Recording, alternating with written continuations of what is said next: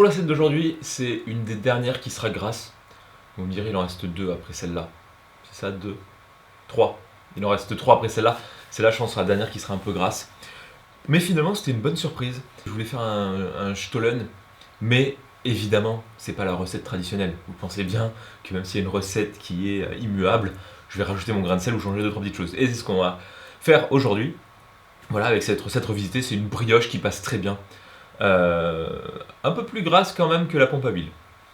Voilà, à tout de suite. Pour faire cette brioche Stollen. Et donc la première chose à faire, c'est de préparer ce qui va permettre à la pâte de lever. Donc on va mettre un petit peu de farine, de la levure de boulanger. Donc là on va mettre en tout bien 10 grammes. Vous imaginez bien le côté à chaque fois expérimental. Dans un petit peu de lait. Et ce que j'avais fait ce matin, c'est que j'avais préparé aussi un petit mélange qui a levé pour faire un genre de levain avec de la farine, voilà, avec de la levure du commerce. Parce que mon levain, il est mort. Je m'en suis pas occupé là en décembre. Je l'ai laissé dans un coin quand je suis allé le voir, je l'ai complètement zappé. Ben, il était mort, il faudra que je m'en refasse un pour la prochaine fois. Et je veux absolument que ça monte, donc mon levain un peu... Je sais pas si ça aurait bien pris, mais si j'ai plus le temps, j'essaierai de faire des brioches traditionnelles au levain. Donc ça, je vais laisser reposer tranquillement. Après plusieurs minutes de repos, on a ce petit levain express qui a fait son boulot, hein, je ne sais pas trop. Je vais rajouter la farine qu'il faut encore. Évidemment, ça va être trop liquide. Donc je filme tout ça à l'œil. Donc je prends à peu près les mesures. Si ça marche, je mettrai dans les commentaires ce qui a plutôt fonctionné. Et là, évidemment, vu que c'est la semaine diabète, je vais rajouter du sucre. Mais pas trop, vu qu'il va y avoir des fruits secs très sucrés. Donc là, pour le gâteau, je vais juste en mettre 50 grammes. Donc diabète, hypertension, parce que je rajoute un peu de sel. Cholestérol, il arrive après avec le beurre. Mais en attendant, je vais aussi mettre un œuf. Sur la coquille, ce sera mieux. Et là, évidemment, j'ai mis trop de lait avec la levure. Donc je vais rajouter de la farine. Hein. Voilà. Et là, le principe, une fois qu'on a cette base de pâte, c'est de la travailler assez énergiquement pendant assez longtemps, histoire de développer des gluten et d'avoir quelque chose qui devient vraiment beaucoup plus élastique. Là, c'est pas comme si j'allais faire un vrai Stollen. Donc je vais faire un petit peu un mix des deux, un petit peu genre version Stollen du sud. Je vais pas mettre les raisins secs qui vont bien ou tout ce qui est traditionnellement présent dans le Stollen. Vu que j'ai pas de batteur électrique, enfin de batteur de... Là le KitchenAid ou je sais pas quoi qui coûte un bras, et ben finalement mon bras je l'utilise. Hein. Et donc là j'essaie avec la spatule. C'est pas évident, hein, parce que la pâte elle colle quand même. Et je vais pas mettre trop de farine. En fin de semaine, les vidéos, je pourrais pas trop filmer jeudi et vendredi. Donc là, je suis un peu... Je crois que je vais quasiment faire une nuit blanche là pour les vidéos, pour finir de filmer et de monter. Donc là, la pâte est déjà plus jolie, plus lisse, mais elle colle toujours. Et normalement, il faut faire jusqu'à ce que ça se décolle. Mais là, est-ce qu'on peut dire que ça se décolle quand je fais ça et regardez, ça colle presque pas. Maintenant, ça va être la partie bien. Et là, on est plutôt sur des quantités maïté. Hein.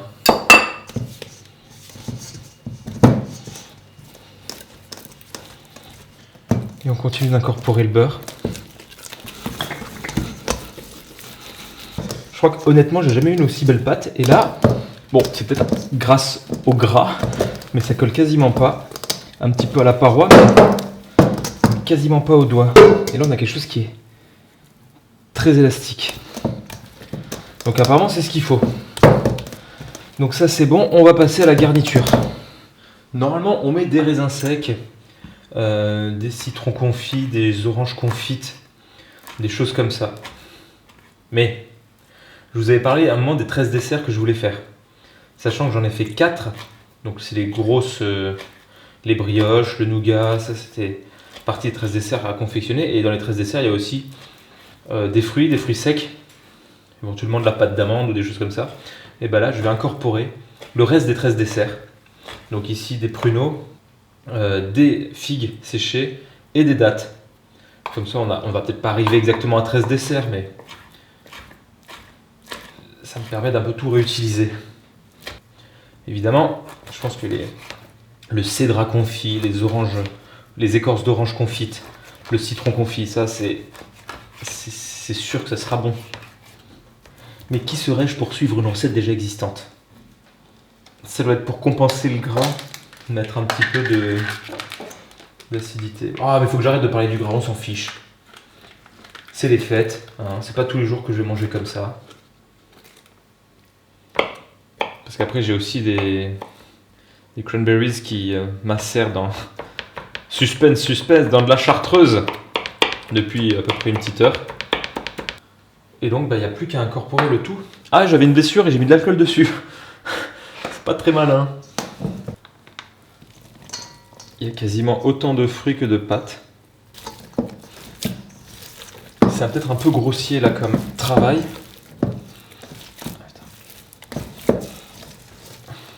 C'est pas mal.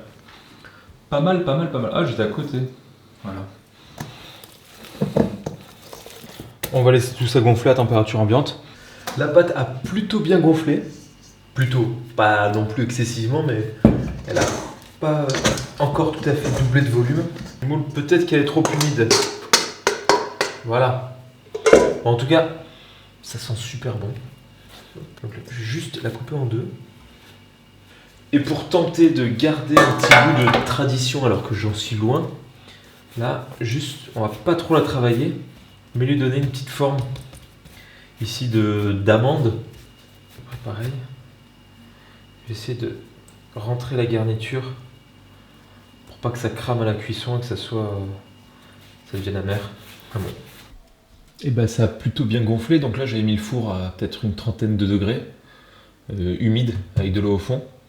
Et donc là je pense qu'ils vont être prêts, ils sont prêts à être cuits. De toute façon il est tellement tard que on verra bien ce que ça donne. Donc ça passe, oui ça passe. Ce qu'on va faire, c'est qu'on va partir sur du 170 degrés. Et voilà. Après il faudra badigeonner, roulement de tambour avec du beurre et du sucre glace. Bon, ça a bien gonflé. Ça n'a pas une tête de Stollen. Mais bon, si j'avais obtenu une recette dans la suivante, ça se saurait. Et voici les bêtes. Finalement, ça a gonflé. Et plutôt bien. Donc maintenant, l'étape... où sont mes pinceaux? J'ai mis à chauffer avec le reste d'alcool. Donc ici de chartreuse. Hein. Bah, finalement, vu le volume des gâteaux, ça fait pas tant de beurre que ça. Hein. On se trouve des excuses. Il est quasiment minuit. J'ai pas l'habitude de me coucher aussi tard, surtout depuis décembre où je me couche tôt pour me lever tôt. Je sens qu'il y a des... Non, demain matin je goûte, une fois que ça aura refroidi. Si c'est bon, je l'amène aux collègues, sinon... je le mangerai tout seul, mais bon, je trouve des amis indulgents. Parce qu'il faut pas croire, mais parfois les collègues sont critiques. Une fois qu'ils sont comme ça, on va mettre du sucre glace pour avoir... C'est encore chaud, il y a moyen que le sucre glace fonde. Donc j'en mets un petit peu là, j'en remettrai demain. Mais là, comme ça fera une petite couche de glaçage. Allez, on remballe tout. Allez. Nous voici le lendemain matin. Et on va voir ce que ça a donné. En tout cas, point de vue texture et goût, j'espère que ça va pas être trop goût la levure. Je vais boire un peu avant. Ce qui irait super bien avec cette brioche, qui est pas si sèche que ça finalement, c'est un petit chocolat chaud. Voilà, donc il y a le lait qui chauffe. Je mets du chocolat et le principe, c'est de mixer le tout pour rendre la chose un peu plus mousseuse. Rien de complètement extraordinaire. Je fais chauffer le lait avec de la vanille. Et ici, je rajoute un peu de cannelle pour être dans l'esprit de Noël. Hein. Et je vais pas trop sucrer, il y a la brioche qui est sucrée. Mais j'ai quand même envie de mettre un petit peu de sirop d'érable. Donc là évidemment on a du lait qui est bien chaud, voire bien trop chaud parce que je suis parti 2 secondes et il faut surveiller comme du lait sur le feu. Hein. Ah là là là là. Ah, pourquoi j'ai pris un bocal trop petit?